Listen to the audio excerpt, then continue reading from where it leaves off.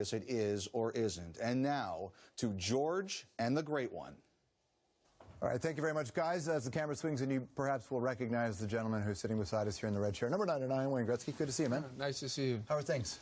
It's great, great. I'm excited to be here. I'm kind of nervous, actually. Oh, I think you'll be all right. When you look at that photo, you were commenting on that picture behind you. What do you remember? I was saying that photo there, I remember, because of the patch on the shoulder. That was our first game in New York, and we got beat 10-1. Glenn Sather wasn't too happy, so I hope he has a better night tonight. Yes. 10-1. You got one. Who was the goalie? John Davidson? John Davidson was the goaltender. We were a young group of kids, and we weren't quite ready for the bright lights of Manhattan. And we took it on the chin pretty good. And it has a big impact. It has a big. You remember every minute of it. When you're watching the season so far, what are you thinking? Well, I think the same thing. I'm really impressed by the play of the players now. The players are so good. They're so fast. They're so big. The coaching is so much better. The goaltending is so much better. I always tease that in the old days, you take sort of the lumpy kid and say, you be the goaltender. Mm-hmm. Now the goaltenders are athletes. It's hard to score, and the coaching is so good. And it's early in the season. It's hard for the teams who got to the semifinals, finals to find their groove this early in the season. So you don't have to worry too much about teams like Chicago and LA. They'll be there in the end. They're very good teams. So is there too much coaching? You hear some people talk about how the players are overcoached right now. Really? Too many systems. Yeah. I don't know. I think the players want to be coached. The greatest thing about the hockey players are they're wonderful people, and they want to be taught, and they want to be coached, and they want to get better, and they want to be successful.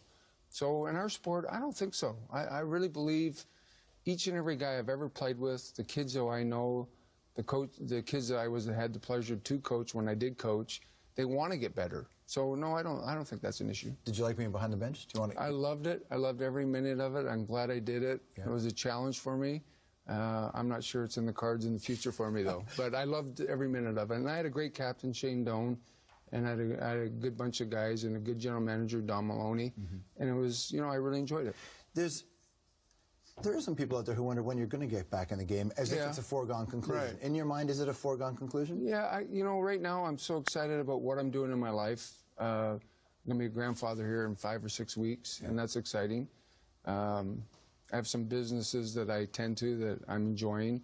Tonight I'm doing a really fun function at the Hockey Hall of Fame. So I don't really actively look to get back into hockey.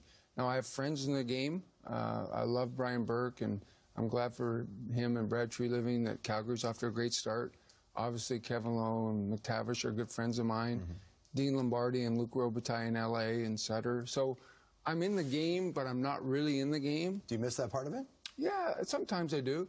I got a little envious today. I saw the Rangers around the hotel, and I was thinking, gosh, I wish I was going over the arena at 3:30 to get ready to play a game. But you know what? Life goes on, and listen, everything I have in my life is because of hockey, and I can't be any happier. How close were you to getting the Leafs job? Because that's the other story, that you were close to getting those jobs. Oh, we chatted. I finally can admit we chatted.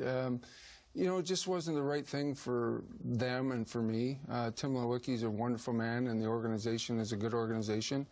And listen, I grew up a huge Toronto Maple Leaf fan. At one point, I almost signed here in 1996.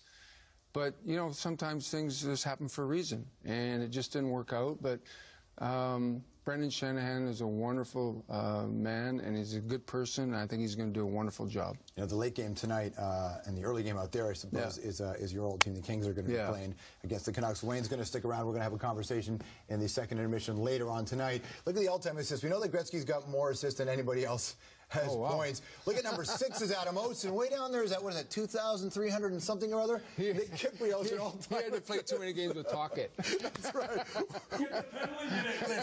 Penalty minutes would be different. We're going to go over to Adam and Nick now.